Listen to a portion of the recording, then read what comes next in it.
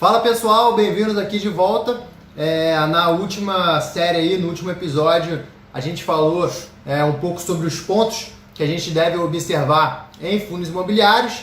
E no finalzinho ali a gente viu um pouco sobre vacância, né? A vacância física e financeira. Então, se você ainda não entende esse ponto, que é um ponto fundamental em fundos imobiliários, te recomendo ver a última série também. E a gente falou sobre histórico de proventos, né? A gente terminou lá falando sobre isso. É importante, só para recapitular, o histórico de proventos. A gente vê se tem algum gap quando a gente está analisando um fundo imobiliário, ou seja, se tem períodos que esse fundo deixou de pagar renda. Então é importante que a gente observe isso, porque caso tenha, significa que esse fundo imobiliário provavelmente é um fundo mais frágil, certo? É um imóvel mais frágil, ou também pode ser que ele seja um monoativo. Então a gente tem que ficar de olho. E na vacância, né? Perceber a vacância física e financeira do fundo imobiliário. Se existe vacância financeira e se existe vacância física. Então esses foram os últimos pontos que a gente abordou. Um pouquinho mais ali a gente viu no fundo imobiliário Shopping Pátio de Higienópolis. A gente abordou e a gente entendeu se esses dois indicadores aí eles estavam em dia. E agora, aqui retomando, né, o nosso conteúdo, a gente vai falar de localização, que como vocês podem ver aqui anteriormente, eu coloquei, né, o que devemos observar no fundo imobiliário. A localização ali vem em primeiro lugar. E a gente vai falar um pouco de localização. O que é isso, né? Muitas pessoas falam, um imóvel mais importante é a localização. Tá, mas em termos de localização, o que a gente tem que saber e como a gente tem que interpretar esse dado? Não adianta falar que é só bem localizado. O que é ser bem localizado? A gente vai entender isso agora na prática. Então vamos lá. Quando a gente está olhando o imóvel, a primeira coisa que a gente vê é qual é o estado do Brasil que esse imóvel está localizado. Por que essa informação é importante, né? Por que alguns estados têm vantagens sobre outros estados, né? São Paulo e Rio de Janeiro na sequência, São Paulo sendo o primeiro estado, tá? Tem uma vantagem maior, porque o centro financeiro, né, as empresas estão localizadas no estado de São Paulo. E em seguida o Rio de Janeiro, mas menos forte, né, do que São Paulo. Então, automaticamente, isso não é uma regra, tá, gente? Pode ter fundos imobiliários, e isso aí também, a gente vai ver mais à frente, vai depender do tipo de setor, da tipologia do imóvel. Mas de uma forma geral, a gente vai colocar São Paulo como número 1 aí em fundos imobiliários, na maioria dos setores, né? Na maioria dos setores aí de shopping center, logístico, lajes corporativas principalmente. É importante que essas lajes aí se encontrem em São Paulo e Rio de Janeiro. É uma visão aí do investidor de fundos imobiliários. Então, a gente tem que saber o estado. É óbvio que vai ter fundo imobiliário, principalmente os grandes, que tem vários imóveis, que vão ter fundos imobiliários, vão ter imóveis ativos em Curitiba, em Belo Horizonte, não há problema nenhum nisso. Mas, de uma maneira geral, a gente quer focar aí em São Paulo, principalmente, segundo lugar, Rio. Rio de Janeiro passou por um momento aí, nessa crise que a gente teve aí, a última crise de 2015, um momento delicado no setor imobiliário. Os imóveis aqui depreciaram muito, né? Já tiveram valendo aí um metro quadrado ao preço de Manhattan ou até mais caro, né? Teve meio que uma bolha imobiliária, mas apesar disso tudo, isso mostra que o Rio é um estado forte, né? Quando a gente está falando de imóveis aqui no Brasil, né? Um metro quadrado aqui do Rio de Janeiro é um dos metros quadrados mais caros do país ali, o Leblon, o Ipanema, a Zona Sul, como um todo. E em São Paulo a mesma coisa, e quando a gente está falando de metro quadrado de empreendimentos comerciais, lá é mais caro ainda, tá? Segundo ponto da localização, bairro, né? Agora que a gente já definiu os estados, e aí eu estou falando independentemente se for em São Paulo ou no Rio, tá? Se esse imóvel mesmo que seja em outro estado, a gente tem que olhar qual é o bairro que esse imóvel está inserido. É um bairro nobre ou um bairro central, né, que existe uma demanda grande por imóveis naquela região? A gente tem que entender se esse bairro ele é relevante. Por exemplo, aqui no Rio de Janeiro, né, a gente tem imóveis comerciais, que são inclusive fundos imobiliários, na Lagoa, por exemplo, né? Na Lagoa tem lá um imóvel que é um fundo imobiliário, eu esqueci agora o nome desse imóvel, mas ele pertence a um fundo imobiliário aí grande. A Lagoa é uma região nobre, residencial, né? É uma região perto de outros bairros nobres do Rio de Janeiro. Então, a gente consegue entender se esse bairro aí ele é um bairro bom. A gente não quer pegar um imóvel num bairro que seja de classe média mais baixa, tá, gente? A não ser que seja numa região central. Quando a gente está falando de centro, de metrópole, centro de cidade, aí a gente pode relevar. Mas de uma forma geral, ou a gente quer bairro nobre, residencial, né? Ou comercial, ou a gente quer uma região mais central, tá? Esses são os dois tipos de bairros que a gente vai querer. E ali, nos arredores, né, que também é muito importante, que é o terceiro ponto, a gente tem que entender se aquela região ela tem um adensamento interessante, né? Ela tem muitos prédios, muitas pessoas, um fluxo de pessoas bom. Isso é importante. Existem exceções, mas as exceções comprovam a regra, né? Então, por exemplo, pode ser que tenha um shopping center grande, mais isolado, que as pessoas vão muito, né? Pode ser que aconteça esse tipo de coisa. Mas de uma forma geral, quando a gente está lidando com o real estate, com o imóvel, a gente quer que tenha outros imóveis, e principalmente se for residencial, né, traz uma vantagem boa ali, uma vantagem competitiva para aquele imóvel. Ou residencial ou comercial, significa que é uma área realmente propícia para você ter um imóvel, tá? Então isso é importante. Eu particularmente gosto de áreas residenciais, principalmente quando a gente está falando de shopping center, né? Porque aí automaticamente as pessoas criam um vínculo com aquele empreendimento e isso é muito bom para a sustentabilidade do shopping no longo prazo, tá? Outra coisa importante dos arredores é a competição e a vantagem competitiva. E o que eu quero dizer com isso, né? Se você tem um shopping center, como eu dei o exemplo aí no episódio anterior do Pátio Higienópolis, que ele é o único shopping ali daquele bairro, né, ali de Higienópolis, então ele tem uma vantagem competitiva enorme, né, se a gente olhar, se a gente levar todos esses fatores em consideração. Você tem um shopping que está numa região nobre da cidade, numa região onde o poder aquisitivo é mais alto, então numa crise, né, numa situação econômica mais difícil, essas pessoas, embora tenham que de repente diminuir um pouco, vão continuar consumindo, e ele não tem nenhum shopping ali nas proximidades, né, com a mesma relevância que ele, para fazer frente, para brigar com preço de aluguel. Então, você olhar a competição ao seu redor aí é importante, né, para não ter muito imóvel assim coladinho no outro. Eu abro uma exceção aqui para as lajes corporativas, principalmente de São Paulo, onde realmente ali na região da Faria Lima você vai encontrar vários imóveis aí, um do lado do outro. Essa é uma exceção para lajes corporativas, porque, como eu falei, o centro financeiro está ali. Então, na verdade, a exceção aí comprovando a regra, tá? Mas de uma forma geral, se você tem tudo colado no outro, tirando essa exceção da Faria Lima e lajes corporativas, não é um sinal tão bom assim, né? É uma coisa muito, é uma arte, eu até diria, né? A gente tem que avaliar imóvel por imóvel, que às vezes pode até ser que tem um imóvel colado um no outro, mas esse imóvel é muito melhor, né? Ou seja, isso aí vai dar uma vantagem competitiva para o imóvel. Em seguida aí, a gente tem que entender o setor que esse imóvel está inserido, né? Qual é o tipo de imóvel que a gente está comprando?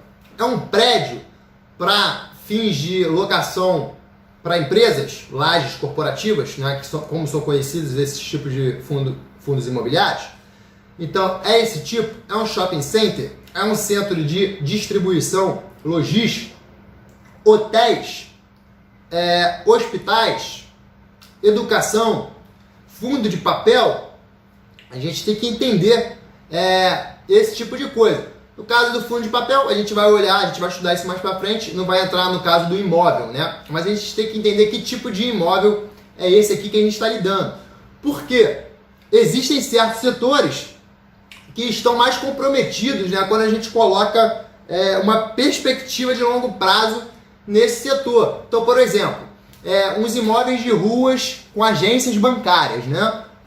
É um tipo de imóvel que, apesar de ser um imóvel e pode ser até bem localizado numa região central, a gente vê uma forte tendência dos bancos para acabar com essas agências bancárias, né?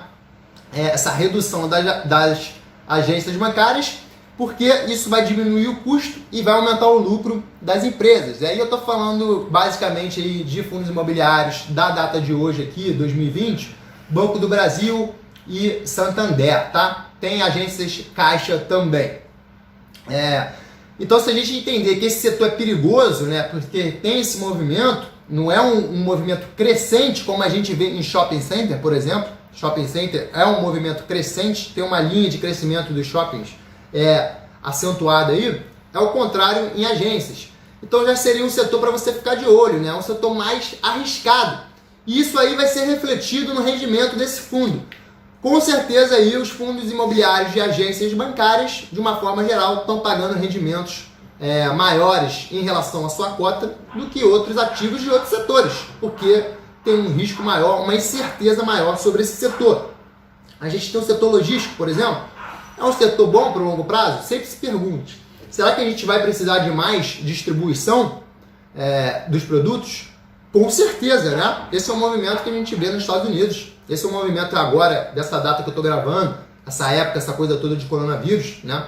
Que de repente a distribuição de produtos possa vir se intensificar. Então é importante aí que a gente saiba se esse setor tem perenidade pro longo prazo ou é um setor para ficar de olho, tá? E agora a gente vai para um tema que é muito importante também, né? Uma coisa que a gente tem que observar, que é a quantidade de ativos e de inquilinos.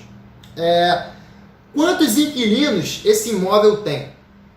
Você não precisa saber o número exato, mas geralmente isso vai estar no relatório do fundo imobiliário, tá? Quando você for entrar lá no seu fundo imobiliário, se o fundo for de qualidade, a gestão, a administração fizeram um bom trabalho, você vai ter acesso aí, pelo menos, mais ou menos, aí, essa informação. E por que isso é importante?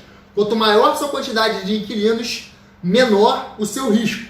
Eles são inversamente aí, proporcionais, né? Tem essa correlação. Você quer ter muitos inquilinos, porque se esse inquilino sai, né, ele não vai fazer tanta diferença, ele deixar de pagar aluguel, não vai fazer tanta diferença na sua renda mensal, tá? Tem vários casos aí que inquilinos deixam, saem do imóvel, do fundo imobiliário, mas a renda se mantém estável. Então, quanto mais inquilinos, melhor para você. Quantos ativos? Importantíssimo, né?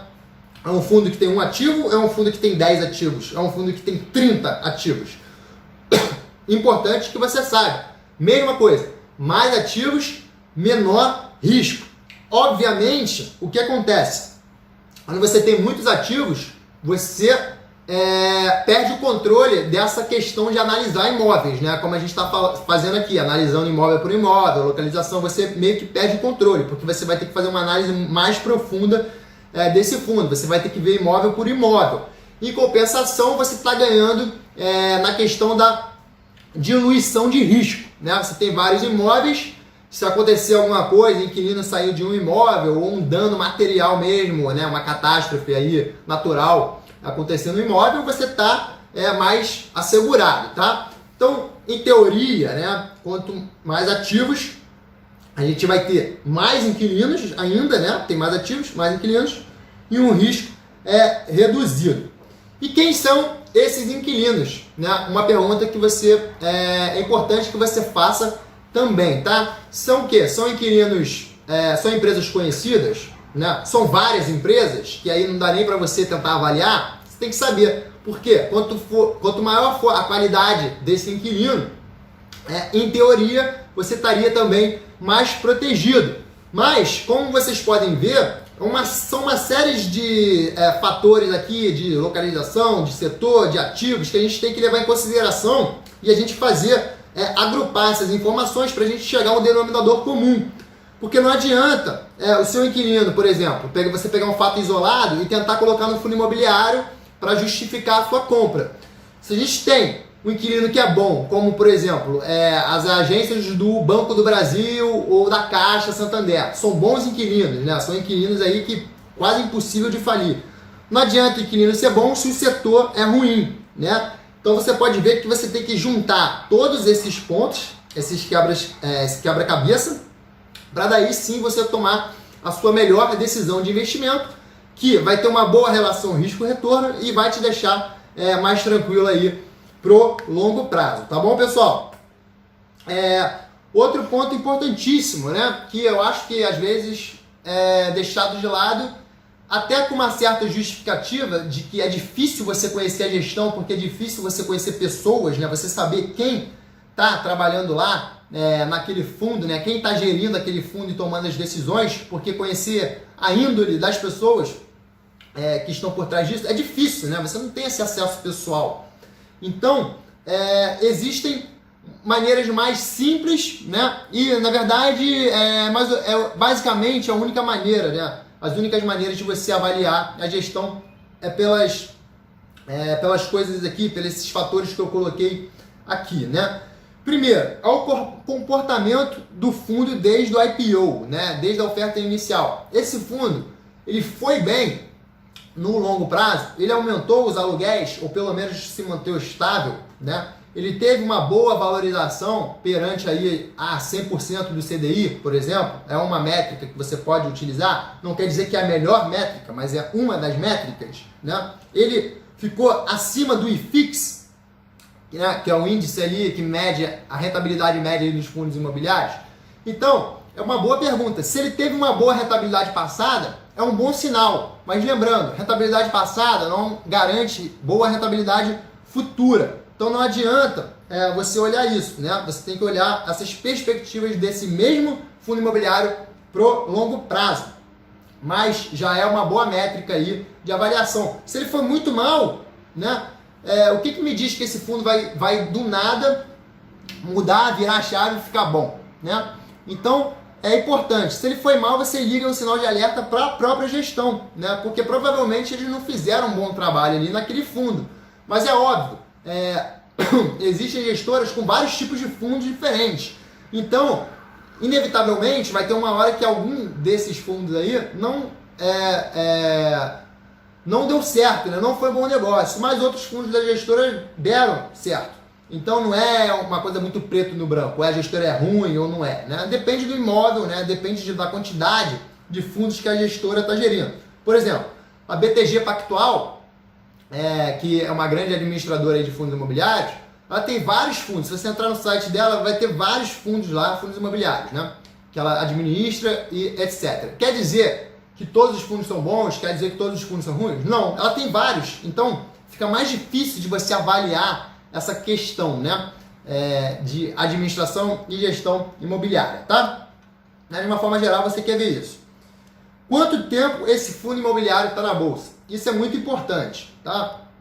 Não é porque um fundo é novo que ele vai ser ruim, não. Muito pelo contrário, a gente tem fundos novos chegando muito bons, mas se ele tem mais tempo, quanto mais antigo ele for, em teoria a gente vai ter mais tempo para conseguir enxergar os momentos de crise, né? Todos esses momentos aí que esse fundo passou durante a oscilação econômica brasileira, que é muito forte, né? Momentos de alta e de baixa.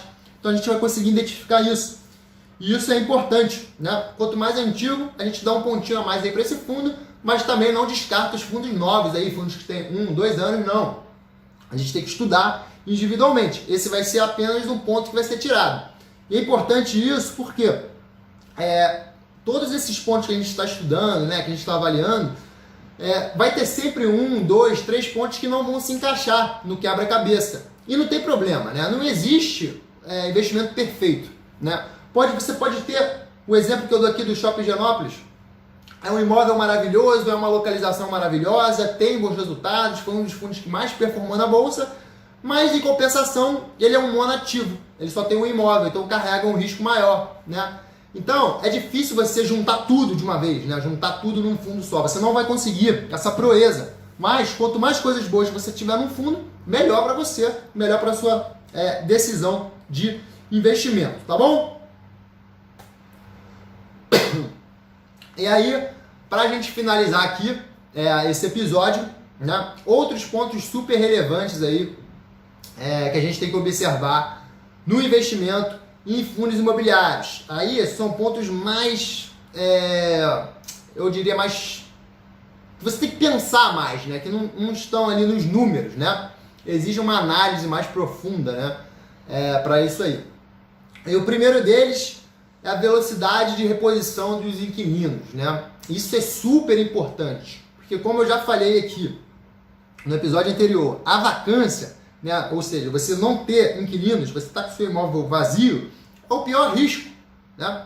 É o pior risco de um fundo imobiliário, porque não tem aluguel. Se não tem aluguel, não tem fluxo de caixa. Se não tem fluxo de caixa, não tem dinheiro no seu bolso. Se não tem dinheiro no seu bolso e tem dinheiro no fundo, o fundo vai ter vários custos aí que ele vai ter que arcar, né?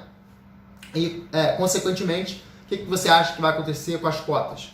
As cotas vão ser desvalorizadas e você vai ficar sem rendimento e vai ser um mau negócio, tá?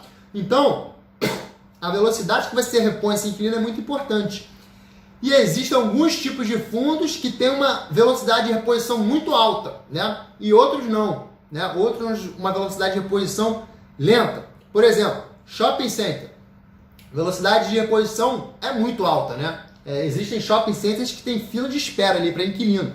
Toda empresa aí quer entrar nesse shopping ali porque é um bom negócio, tem fluxo de pessoas, é bem localizado, é um shopping que todo mundo da cidade conhece, né? Então, por exemplo, tem uma reposição rápida de inquilinos. O que isso acontece na prática? O que isso faz na prática do shopping? É só você olhar todos os shoppings, você vai ver que o nível de vacância, né, de uma forma geral, dos shoppings, ele é muito mais baixo do que, por exemplo, lajes corporativas, né? Onde a reposição das lajes corporativas não é uma reposição na mesma velocidade do shopping center. Então, isso é importante. E no caso de logística, aí a reposição vai ser mais lenta ainda, dependendo, né? Porque um fundo de logística, a gente vai estudar mais o fundo de logístico um pouco mais a fundo, mas o fundo logístico, ele tem uma dependência muito grande ali do seu inquilino. Tipos de contrato. A gente tem que entender se aqueles contratos são típicos ou contratos atípicos, né? Os contratos típicos, basicamente, são aqueles contratos normais ali de 3, 5 anos, né? Que vai ser reajustado ali todo ano pela inflação, ou pode até ter um reajuste para baixo, dependendo do momento econômico, né? Isso é normal nos contratos típicos. E tem os contratos atípicos, que são contratos mais longos, né? Ali de 10 anos, geralmente, onde você vai conseguir fazer umas amarras contratuais com a empresa que está alugando o seu imóvel. E isso vai te oferecer uma proteção maior. Em compensação, né, em troca dessa, é sempre uma relação risco-retorno, né? Em troca dessa proteção maior, desse contrato mais longo, reajustado, você não vai ter o mesmo potencial de crescimento desse aluguel como dos contratos típicos. Porque os contratos típicos, na hora que a economia bombar, eles vão conseguir reajustar até acima da inflação, isso vai aumentar a renda do fundo, tá? Então é importante a gente ver qual tipo de contrato que você se sente mais confortável. Um contrato mais longo e mais tranquilo, ou um contrato que pode ter mais variação todo ano, mas também tem uma possibilidade de retorno maior. É uma coisa para você pensar e escolher. Depreciação imobiliária, né? Lembra que eu falei que é importante que a gente veja um histórico mais longo desse fundo, se ele é um imóvel já antigo ou não, ou se ele é um imóvel que está mais tempo na bolsa. A gente tem que levar em consideração a depreciação imobiliária. Quanto mais antigo for o imóvel, obviamente, né, a gente vai precisar de mais reparos, reformas, né? Problemas começam a acontecer no imóvel. Você pode perceber uma coisa. Na sua casa, por exemplo, no seu apartamento, quanto mais antigos os imóveis vão ficando, você pode perceber que o condomínio vai aumentando. Vocês já perceberam esses movimentos? Mesmo que o condomínio não tenha uma infraestrutura muito grande, de piscina, etc., né? Mas quando você tem um imóvel novo, a construtora acabou de fazer esse imóvel, né? Piscina, tudo, geralmente o condomínio é mais baixo. Por que isso? Porque o imóvel não sofreu muita depreciação imobiliária, né? Não precisa de muitos reparos e reformas, né, nesse momento. Então, quanto mais antigo for, mais dinheiro vai ter que sair do fundo para arcar com esse tipo de coisa. E aí esse dinheiro pode ser daqueles 5% que a gente comentou já lá nos últimos episódios, daqueles 5% que fica em caixa, né, que o fundo pode reter para fazer essas obras, ou para guardar até como uma reserva de emergência, né? E também ele pode fazer uma chamada de capital, né? Fazer uma nova oferta aí de cotas de subscrição, até de repente aí usar uma parte desse capital, além de adquirir um imóvel novo, para fazer reformas também no fundo, para ajudar o fundo aí a conseguir ficar melhor, porque ele ficando melhor e curando, entre aspas, essa depreciação imobiliária, consequentemente vai ficar um imóvel mais atrativo, e daí a gente tem uma possibilidade também aí de aumentar esses aluguéis. A qualidade do inquilino, né? Eu botei entre aspas logístico. Eu falei que é muito importante, lembra que eu falei que é muito importante seu inquilino ser uma empresa boa, uma empresa saudável financeiramente, uma empresa que a dívida esteja controlada. Se tiver sem dívida, melhor, mas a gente sabe que é raro isso, né? As empresas são endividadas, isso não é uma coisa ruim, tá, gente? Dívida em empresas é uma coisa que ajuda as empresas a crescerem, tá? A dívida, se ela for controlada, seja por qualquer métrica que você utilizar, seja por uma métrica de dívida sobre o EBITDA, né? Sobre o lucro operacional, ou seja, pelo patrimônio da empresa, né? É importante que as empresas tenham dívida aí para crescer, isso é uma coisa, um movimento natural. Agora, se estiver muito endividada e ela tiver uma dificuldade enorme de arcar com essa dívida, né? Aí a gente tem que ligar o alerta. E no setor logístico, por que é importante? Porque quando você tem, por exemplo, um fundo imobiliário logístico que tem lá 10 imóveis, 10 imóveis logísticos, beleza, né? Tem 10 imóveis, estou bem diversificado. Só que, na maioria dos casos, esses imóveis ou vai ter apenas um inquilino, ou 2, 3 no máximo, né? Dependendo ali. Mas geralmente tem um inquilino. Então você depende muito que esse inquilino possa arcar com as suas, honrar, né? Com os seus compromissos aí de aluguel. Então quando o seu inquilino, por exemplo, é uma Ambev da vida, a Ambev é uma baita empresa, é uma empresa com caixa gigante, é uma empresa que dificilmente vai falir aí, uma das empresas mais fortes do país, é óbvio que a Ambev não vai deixar de pagar aluguel, ela não vai falir, não vai quebrar e não vai deixar de pagar aluguel. Pode acontecer, mas é muito improvável. Você prefere alugar seu imóvel para quem? Para uma pessoa física ou para uma microempresa de crescimento que começou agora ou para uma Ambev, certo? Então, quando você tem um fundo de logística, você está dependendo desse inquilino, você vai querer o melhor inquilino possível, tá? Super importante também esse ponto aí. Preço sobre o valor patrimonial. Quanto aquele fundo ali está variando no mercado em relação ao seu patrimônio, né?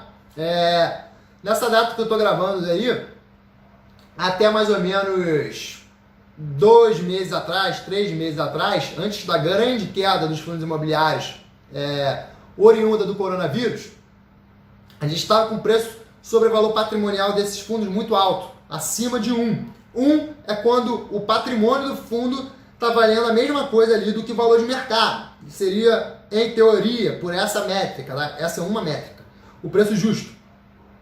Então estava 1 para 1. Essa é a métrica. Antes disso, antes do coronavírus, esses fundos eles estavam valendo mais do que seu patrimônio, né? Ou seja, estavam mais valorizados, existia um ágio em relação ao patrimônio. Depois que veio o coronavírus, e daí as cotas se desvalorizaram muito, né? Todos os ativos aí da bolsa praticamente se desvalorizaram.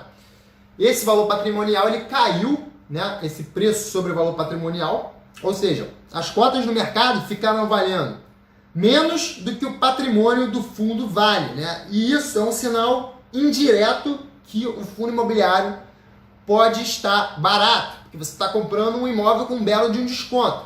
Exemplo, na nossa vida prática, eu moro num apartamento aqui que custa 800 mil reais, beleza? 800 mil reais. Esse é o preço vendido normalmente, né? Se tem alguém aqui do lado que chegou para mim e falou, Gabriel, eu estou vendendo meu apartamento aqui por 400 mil reais, tá? Ele decidiu fazer isso. Isso significa que todos os apartamentos do prédio agora estão valendo 400 mil reais? Não. E ele quer vender por 400 mil, mas a gente tem um preço de metro quadrado estabelecido na região, né? A gente tem um imóvel do lado, o outro imóvel, outro prédio do lado que vende mais ou menos ali pelo mesmo metro. Então ninguém é obrigado a vender lá pelo preço que uma pessoa decidiu vender. Isso é muito importante na hora que você vê essa oscilação enorme aí da Bolsa de Valores, em fundos imobiliários especificamente, de você não tomar decisão precipitada, tá? Então o cara, simplesmente, o que ele fez nessa prática, de 800 para 400, agora o preço sobre o valor patrimonial está em 0,5, está vendendo pela metade do que realmente vale o patrimônio. Isso aí pode ser considerado uma boa oportunidade de compra, ou não, vai depender do custo de oportunidade, né? Do que eu posso fazer melhor com aquele dinheiro, porque embora, ok, está vendendo pela metade do preço, está barato, na minha concepção, mas esses 400 mil eu posso investir em algo melhor, né? Eu posso investir num outro apartamento que de repente é 500 mil, mas que é um apartamento melhor, que eu vou conseguir alugar. Isso é um exemplo, tá? Isso acontece, isso é igualzinho em fundos imobiliários, é a mesma coisa, a dinâmica é a mesma. Se você tem desconto, melhor, mas não necessariamente, não fique preso a essa métrica aqui, vai ser um bom negócio, tá? Muita gente fica preso a isso aqui e faz péssimos negócios. Por quê? Eu vou dar um grande insight para vocês aqui sobre fundos imobiliários. Isso é um movimento histórico que eu já percebi aí na minha jornada como investidor, que geralmente os melhores imóveis e os melhores fundos imobiliários, eles justamente são o contrário, eles têm um ágio em cima do patrimônio. Então eles são negociados, geralmente, não sempre, tá? Salve cenários de desespero como esse que a gente está vivendo agora, mas eles são negociados ali um pouquinho acima do valor do patrimônio, 10%, 20%, 30% acima. Já vi até 40%, 50% em algumas ocasiões. É óbvio que aí você vai ligar um sinal de alerta, né? Precisa entender se aquele preço ele também faz sentido, né? Mas geralmente é isso, ou seja, quem pega uma estratégia inversa a isso, eu vou comprar só fundo barato, de repente está pegando vários imóveis ruins, onde tem muita desconfiança aí perante esses imóveis. Tá bom, galera? É isso no vídeo aí de hoje, espero que vocês tenham gostado, aprendido aí bastante. E a gente vai continuar essa série aí no próximo episódio e aprender mais sobre fundos imobiliários. Um grande abraço, fique com Deus.